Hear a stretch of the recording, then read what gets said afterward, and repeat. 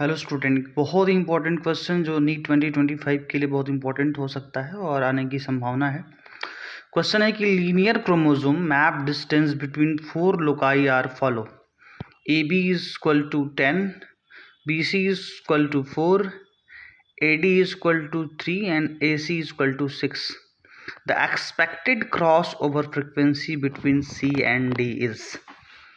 कहानी को समझना है बेटा। ए एंड बी के बीच की जो मैप डिस्टेंस है, मैप डिस्टेंस क्या है? अगर किसी भी रिकॉम्बिनेशन फ्रीक्वेंसी की यूनिट 1 मैप यूनिट होती है तो 1% उसकी रिकॉम्बिनेशन फ्रीक्वेंसी होती है। ठीक है, जैसे ए और बी के बीच में 10% रिकॉम्बिनेशन फ्रीक्वेंसी है, बी एंड सी में 4% रिकॉम्बिनेशन फ्रीक्वेंसी है। समझ रहे हैं?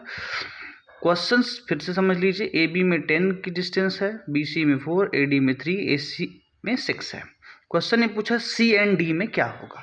बहुत आसान है, मैंने नीचे देखिए बनाया है कि ये जो है ये ए है और ये सी है। ए एंड सी और ए एंड बी के डिस्टेंस को ऑब्जर्व करते हैं पहले। तो क्वेश्चन कह रहा है कि ए एंड बी में डिस्टेंस कितनी है? 10 है। कितना है बेटा? ए एंड बी में डिस्टेंस है 10 मैप यूनिट।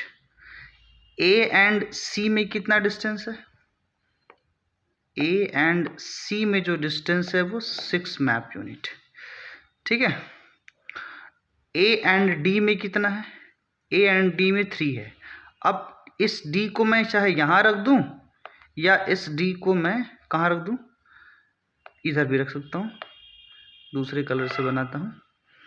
इस डी को यहाँ रख दूँ। ठीक है, इस डी को कहाँ रख दूँ? यहाँ रख दूँ।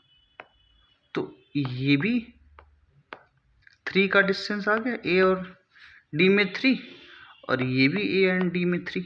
ठीक, क्वेश्चन समझ रहे हैं? फिर से इसको नीचे कर लेते हैं। तो देखिए ए एंड डी में 3 हो गया, ए और सी में कितना कर दिया मैंने? ए एंड सी में 6 कर दिया, ए एंड बी में कितना कर दिया? 10 कर दिया।